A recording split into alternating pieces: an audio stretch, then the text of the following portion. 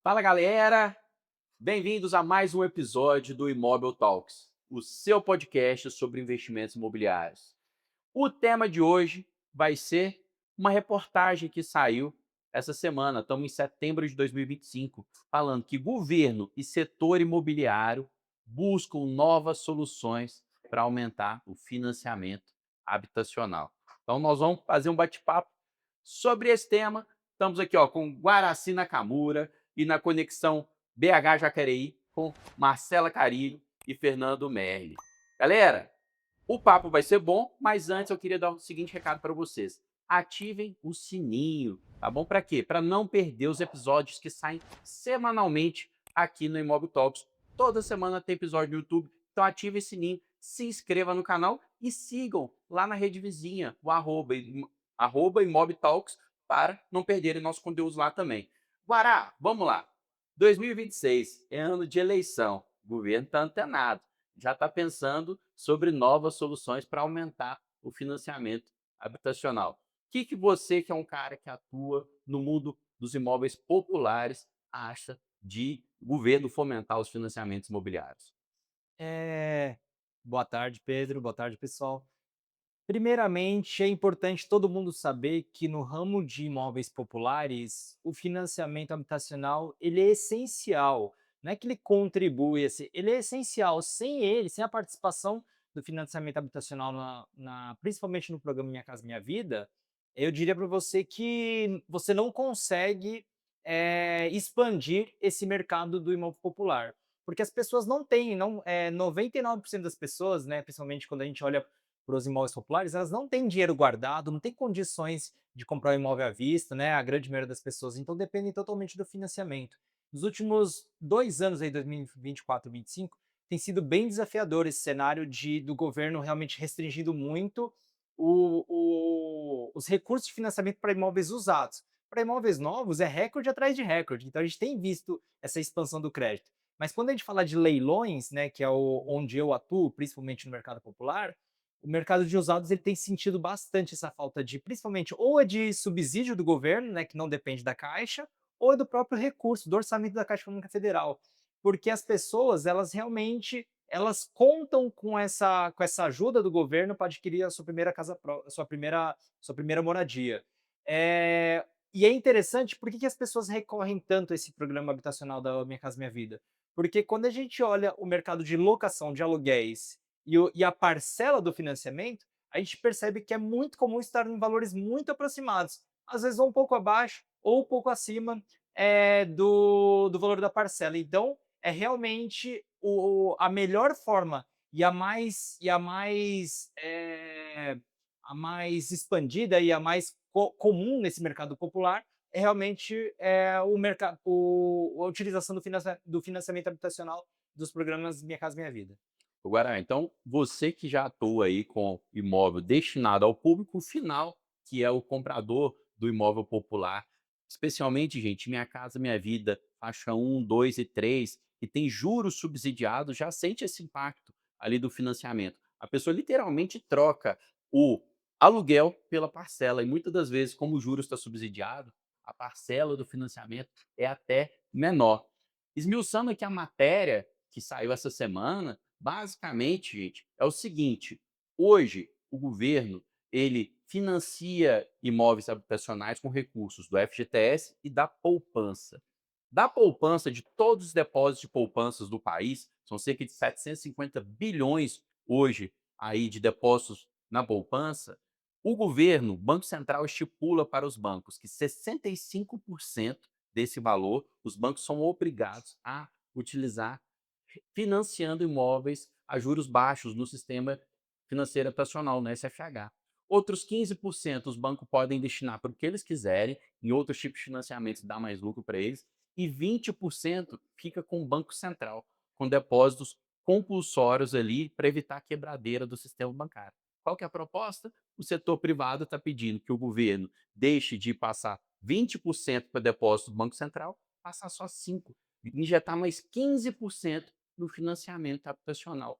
Só essa medida, gente, injetaria mais 115 bilhões de reais no mercado imobiliário, do dia para a noite. tá? Então vamos aí ficar na expectativa dessa injeção de recursos para aí expandir o mercado de financiamento habitacional, né? Se sair, vai ser muito bom. Marcela, você que atua não como Guará, que é pro morador, você atua muito com investidor. O que você acha, Marcela, que o público investidor, essa medida do governo, se vier a acontecer, vai afetar o público investidor também, assessores, investidores? Com certeza, Pedro. Muitos investidores têm um montante em capital para utilização à vista para aplicar no mercado imobiliário, mas a estratégia de alavancagem de utilizar os recursos públicos, né, os recursos de financiamento imobiliário, os recursos de bancos privados que possam trazer para ele a possibilidade dele comprar imóveis no mercado imobiliário utilizando o capital dos bancos, isso faz com que eles entrem em muito mais operações, eles consigam comprar muito mais imóveis utilizando a estratégia de alavancagem. O mercado imobiliário como um todo, ele é tradicionalmente se conhece como uma das estratégias mais comuns no mercado imobiliário é a utilização de alavancagem, né? Então você usar recursos dos bancos para você poder adquirir imóveis. Então os investidores, é muito boa essa notícia para saber que tem mais capital, mais dinheiro no mercado circulando, com mais possibilidades de utilizar as estratégias que a alavancagem pode trazer para a gente no mercado imobiliário. E falando de leilões de imóveis, né, o mercado imobiliário como um todo compõe também, o leilão de imóvel é um braço dentro do mercado imobiliário, eu entendo que essa utilização dentro dos leilões ainda é melhor ainda se a gente conseguir utilizar a alavancagem, porque aí você já vai comprar muito mais barato utilizando recursos de terceiros para você poder utilizar, né, Fernando? Tá vendo, galera? Investidor antenado, óbvio que ele vai usufruir também do crédito imobiliário. Não é só o comprador da casa própria que utiliza. Você, se você está ali, tá investindo na sua pessoa física, você pode fazer o uso também do sistema financeiro habitacional para conseguir juros baixos. Ah, não, eu quero montar uma empresa e quero financiar com a minha empresa. Ok, aí você vai ter que procurar novas linhas de financiamento do SFI, que aí financia para a empresa, pode buscar aí consórcio, que o Fernando Tubarão pode falar melhor para vocês, que é especialista em consórcio, mas a verdade é que o investidor também se beneficia de medidas como essa do governo de injeção de 115 bilhões de reais no mercado. Falando em investidor, o Fernando Tubarão, por exemplo, é um investidor e ele utiliza estratégias, tá? Fazendo financiamento. Tem vezes que ele tem que aportar tudo à vista, mas tem vezes que dá para comprar financiado. E às vezes dá para recomprar financiado, não é isso, Fernando? Conta para gente. Exatamente. A gente usa bastante a questão da alavancagem financeira e quando a gente vai trazer, daqui a pouco eu entro um pouco no contexto como a origem disso tudo. Mas para a gente que é investidor, é muito importante que o mercado esteja em continuidade, né? Então, toda a vida, durante anos e décadas, pode passar daqui a 50 anos, você sempre vai escutar a mesma coisa. O mercado imobiliário está parado. O mercado imobiliário não está vendendo. Nossa, está precisando de subsídio do governo, está precisando de uma nova modalidade. É claro, é óbvio. Né? Ano passado a gente teve a crise aí das reservas da Caixa Econômica, travou o mercado popular, mas quando a gente vem falar de uma cifra, como o Pedro colocou, na notícia está falando 115 bilhões de reais. Imagine vocês, 115 bilhões de reais que vai ser aportado para financiamento do mercado imobiliário. Sabe o que isso significa? Quase nada. Você imagina que se for financiar uma casa de 100 mil reais, nós estamos falando de 115 mil casas. Isso não dá nada, proporcionalmente falando do tamanho do Brasil, do tamanho do nosso país, que é um país de tamanho continental. Né? Então é muito pouco, não tem dinheiro suficiente para fomentar tudo aquilo que a gente precisa para a finalidade social da moradia popular. Não tem jeito. Então aí quem é que fomenta tudo isso? Quem é que mantém o mercado girando? Os investidores. Então, apesar de você falar da especulação imobiliária, não, somos nós, porque a gente busca um crédito para poder fazer uma recompra do imóvel, para poder alavancar o investimento com um juros maior. Né? Então, ou seja, hoje está lotado de fundos de investimento aí, desesperado para poder financiar. E quando a gente fala de financiamento imobiliário, tem uma diferença de um empréstimo de qualquer outro caráter. Porque o financiamento imobiliário ele tem a natureza de ser a longo prazo. Então, quem é que empresta, ainda que é um juro alto, você emprestaria 500 mil reais a 1% de juro por 30 para receber em 30 anos? Claro que não. Né? Então, por quê? Porque é uma coisa muito a longo prazo. Ninguém quer dispor disso. Mas para isso tem carteiras próprias de securitizadoras, fundos de investimento, que possibilitam tudo isso. Além dos grandes bancões aí, né? Então a gente tem Itaú, Bradesco, Santander, que nos possibilita com uma taxa de juro maior. Agora, para a moradia popular, o que acontece? Nós vamos fazer o investimento no mercado e quando a gente começa a fomentar isso, naturalmente a roda anda. Porque o cara que ganha 1, 2, 3, 4 salários mínimos, ele tem emprego, ele tem previsibilidade, ele tem renda. E aí, uma vez que ele tem renda, ele tem necessidade e interesse de estar comprando a casa dele, de sair do aluguel. E aí vai fomentando todo o mercado. Então, é um contexto como um todo. Quando o governo vem com essa parte do incentivo, olha, eu preciso buscar uma nova fonte de origem de recursos para financiar isso daí, ele ajuda. Por quê? Porque ele vai chegar ali naquele ponto, onde a gente vai pegar o cara que hoje está aqui trabalhando com uma renda previsível e ele fala, vou sair do aluguel porque o meu imóvel que eu vou comprar popular tem o preço do meu aluguel.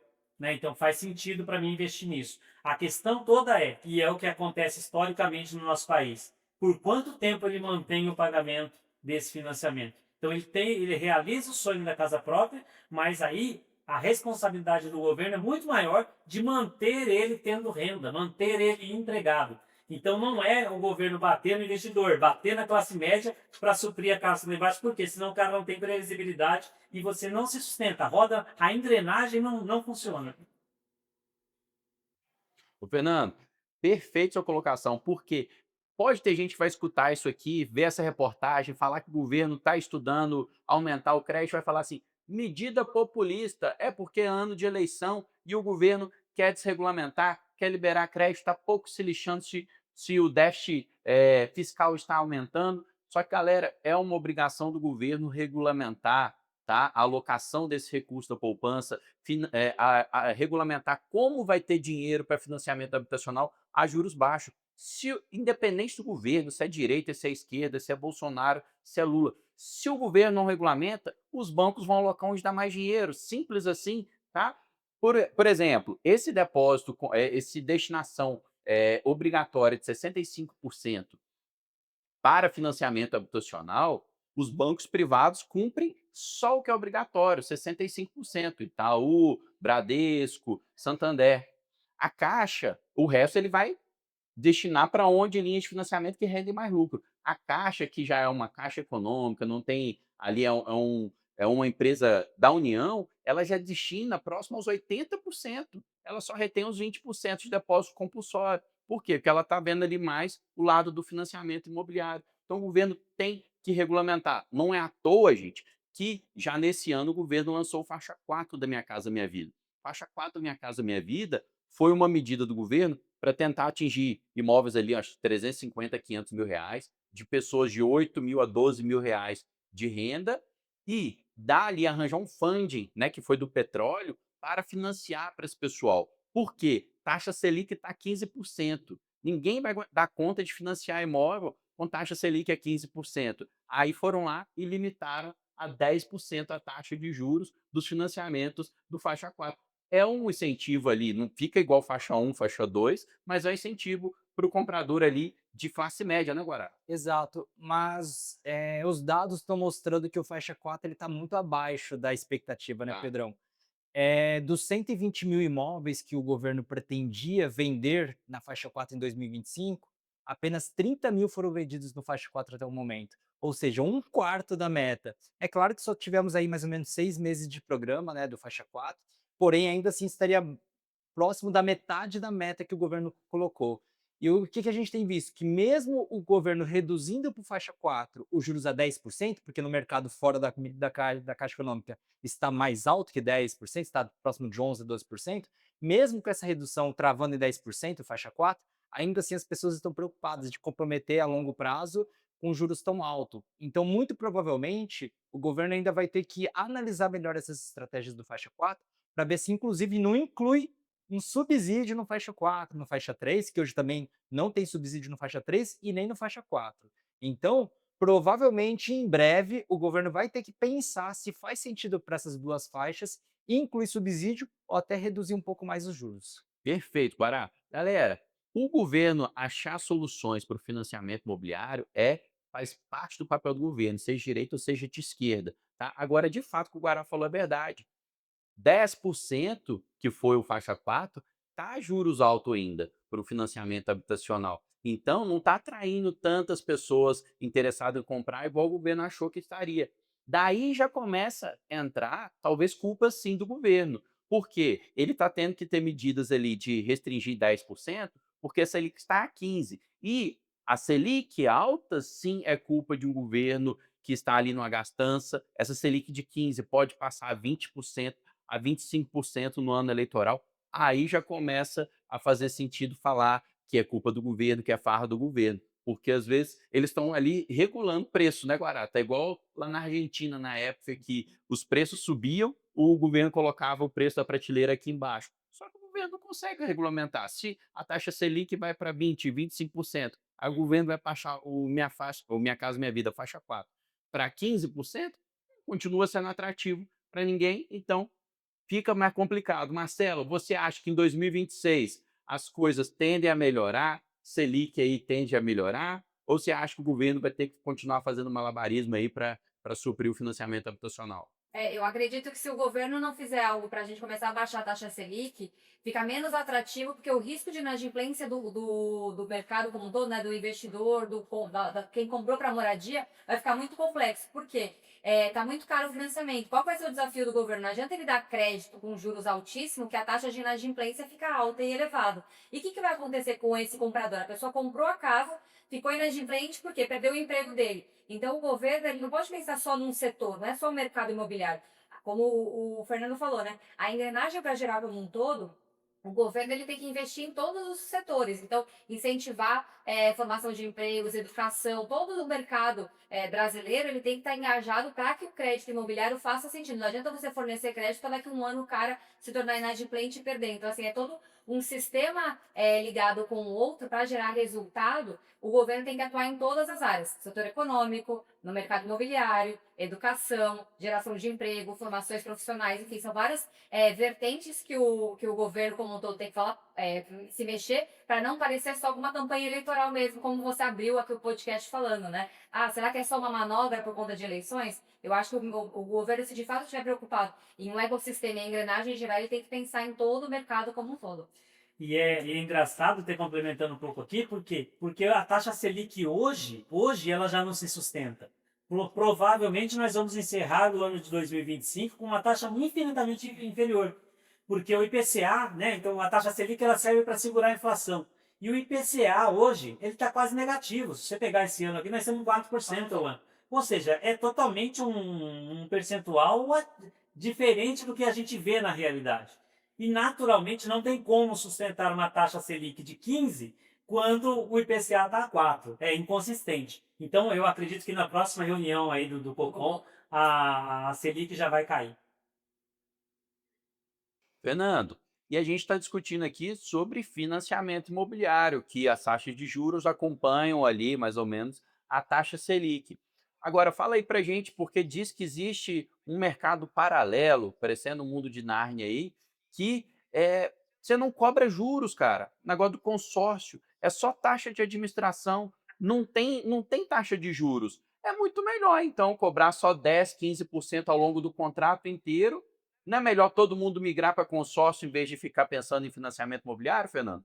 É muito melhor, até porque não está se vendendo ali, não se negocia, né? Não tem comparação entre consórcio e financiamento. Por quê? Porque uma coisa é concreta, outra coisa é promessa. Quanto você está disposto a pagar num terreno no céu, Pedro? Né? Então, ou seja, são promessas, não acontece, né? A gente tem que ter fé. Então, consórcio ele serve que você não vai pagar juros, mas vai ficar muito mais caro para você, principalmente pela taxa de disponibilidade. Quer contemplar? Você vai pegar nada de dinheiro novo, vai ter que colocar todo o seu dinheiro ali e ainda ficar compromissado. Então, simplesmente não faz sentido.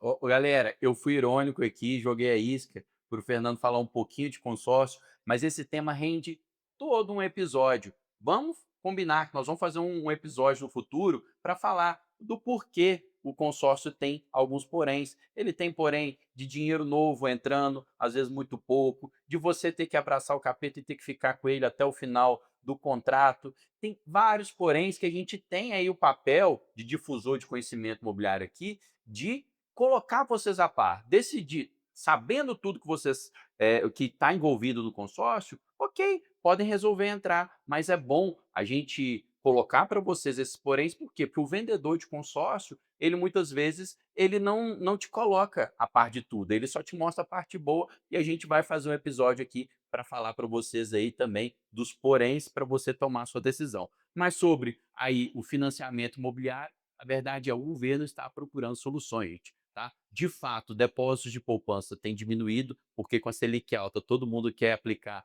no CDB, no Tesouro Selic, então a poupança diminui. Eu não aplico meu dinheiro em poupança, eu tenho certeza que Guará, Fernando e Marcela colocam em outros investimentos. Poupança diminui, 65% da poupança está faltando dinheiro aí para financiamento imobiliário, o governo está dando seus pulos, tá? Apoio essa medida aí de diminuir os depósitos compulsórios. Penso também que buscar recursos como da faixa 4, que é recursos do royalty do petróleo, o que o governo conseguir buscar de recurso vai aí estimular o mercado imobiliário. Ficamos nas expectativas dos próximos capítulos, tá joia? Obrigado aí por acompanhar nosso podcast. Não deixe de compartilhar o conteúdo se gostou. Grande abraço. Tchau, tchau. Tchau, gente.